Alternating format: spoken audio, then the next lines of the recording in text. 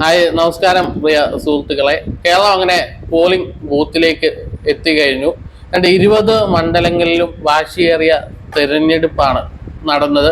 ഇടതുപക്ഷവും UDF-ഉം ഇന്ത്യയും അതിസമർത്ഥന്മാരായ 20 സ്ഥാനാർത്ഥികളെ നിർത്തി കനത്ത മത്സരം തന്നെയാണ് അവർ പരസ്പരം നടത്തിയത്. നമുക്കറിയാം, കേരളത്തിലെ 3 മണ്ഡലങ്ങളിൽ മാത്രമാണ് ത്രികോണ മത്സരം എന്ന് പറയത്തക്ക മത്സരമെങ്കിലും നടന്നത്. തിരുവനന്തപുരത്തും ആറ്റിങ്ങലിലും തൃശ്ശൂരും മാത്രമാണ് ത്രികോണ മത്സരം എന്ന രീതിയിൽ മത്സരം നടന്നത്. ബാക്കി എല്ലായിടത്തും ഇപ്പൊ നമ്മൾ നേരത്തെ ത്രികോണ മത്സരം പത്തനംതിട്ട നടക്കുമെന്ന് പറഞ്ഞെങ്കിലും പത്തനംതിട്ട ഒരു ത്രികോണ മത്സരവും ഇല്ലാതെ ഒരു LDF UDF മത്സരത്തിലേക്കാണ് പോയത്. ഇപ്പൊ പത്തനംതിട്ടയിൽ പോലും NDAയുടെ അല്ലെങ്കിൽ BJP വോട്ടുകൾ ആന്റോ പോൾ ചെയ്തു എന്ന രീതിയിൽ തന്നെ വാർത്തകൾ വരുന്നുണ്ട്. അതുപോലെ തന്നെ കേരളത്തിൽ മൊത്തത്തിൽ ഒരു 65% പോളിംഗ് മാത്രമാണ് ഇതുവരെ നടന്നിട്ടുള്ളത്. ഇനി അധികം അങ്ങോട്ട് ഔദ്യോഗിക കണക്ക് വന്നാൽ പോലും അതിനപ്പുറത്തേക്ക് പോകുന്ന ഒരു കണക്കിലേക്ക് വരത്തില്ല. ആകെ 65% പോളിംഗ് മാത്രമേ നടന്നിട്ടുള്ളൂ. അത് വെള്ളിയാഴ്ച വെച്ചതും അതിൻ്റെ ഒരു പ്രശ്നമായിട്ട് പല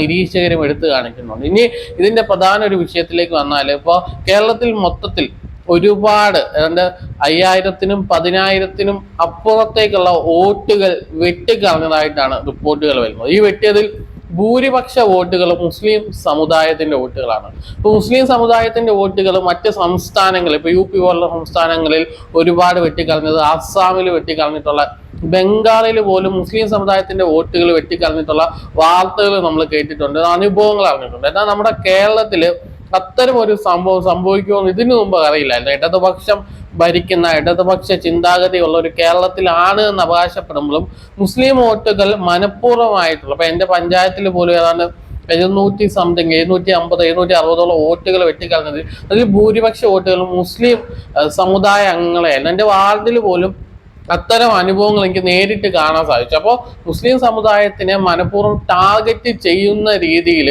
വോട്ടിംഗ് ഇല്ലാതാക്കാൻ, അല്ലെങ്കിൽ മുസ്ലിം വോട്ടിംഗ് ഇല്ലാതാക്കാനുള്ള ഒരു RSS അജണ്ടയുടെ ഭാഗമായിട്ട് തന്നെയാണ് ഇത്തരം വോട്ട് വെട്ടിക്കളഞ്ഞതെന്ന് നമ്മൾ സംശയിക്കേണ്ടിയിരിക്കുന്നു. ഇപ്പൊ കേരളത്തിൽ നമുക്കറിയാം, ഇടതുപക്ഷവും അതുപോലെ തന്നെ UDF-ഉം തമ്മിലാണ് മത്സരം. ഇടതുപക്ഷത്തിന് അവരുടെ ചിഹ്നം കാക്കാൻ ഈ മത്സരത്തിൽ വിജയിക്കേണ്ടത് അനിവാര്യതയാണ്.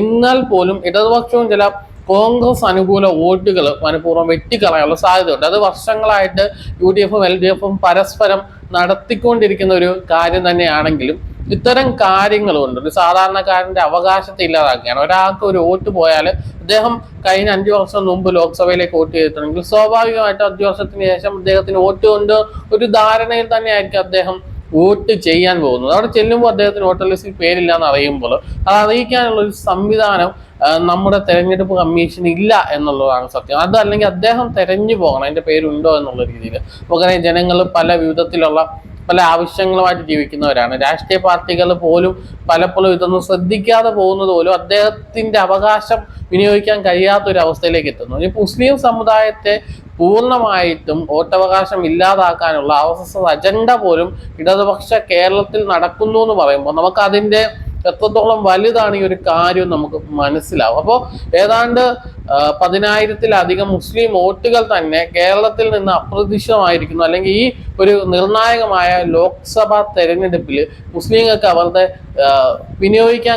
വോട്ട് വിനിയോഗിക്കാൻ കഴിയാത്ത ഒരു സ്ഥിതിവിശേഷത്തിലേക്ക് പോയിരിക്കുകയാണ്. ഇതിൽ ഇടതുപക്ഷം അറിഞ്ഞുകൊണ്ടോ അല്ലെങ്കിൽ അറിയാതെയോ ഒന്നും നമുക്ക് സംശയിച്ചിരിക്കുന്നു. കാരണം മുസ്ലിം സമുദായം കഴിഞ്ഞ വർഷം പൂർണ്ണമായിട്ട് UDF-ന് അനുകൂലമായിട്ടൊരു നിലപാടെടുത്തു. കാരണം കേന്ദ്രത്തിൽ നിന്ന് മോഡി ഗവൺമെന്റിനെ മാറ്റണം എന്നൊരു ഉറച്ച തീരുമാനത്തിന്റെ പ്രകാരം ഇത്തവണ അങ്ങനെ ഒരു തീരുമാനം എടുക്കും.